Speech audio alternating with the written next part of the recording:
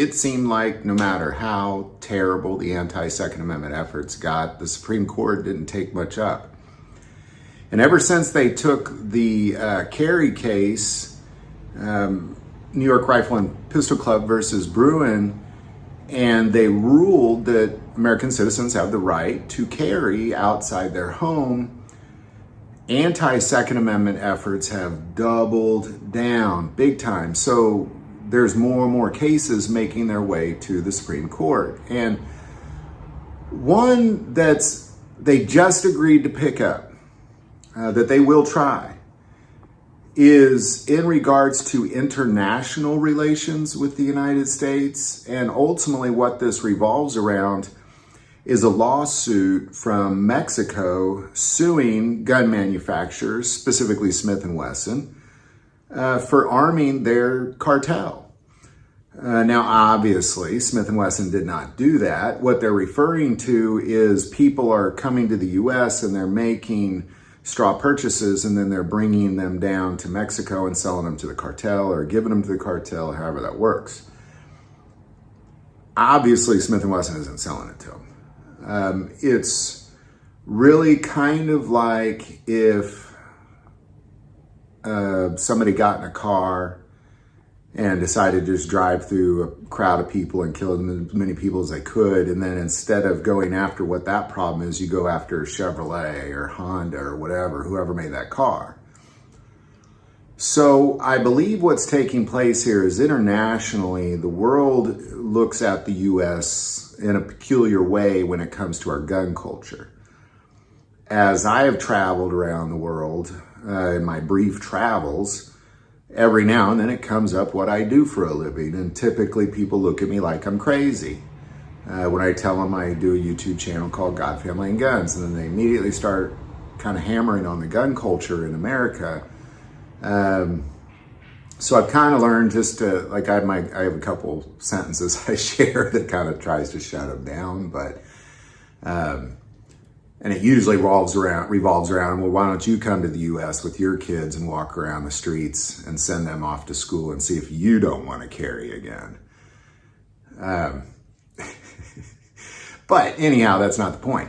But there's this census that around the world, countries are beginning to blame America for their gun crime. Mexico being an example of that.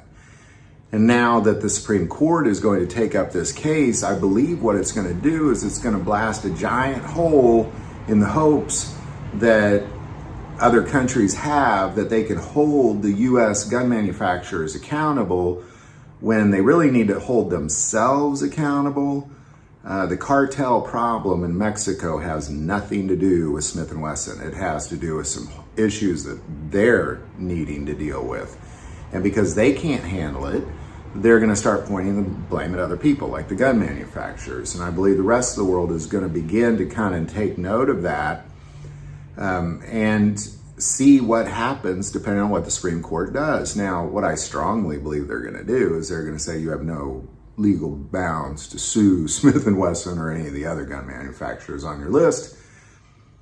So that's kind of why I think it's going to kind of blast a giant hole in what countries around this world think they can and cannot do when it comes to American guns.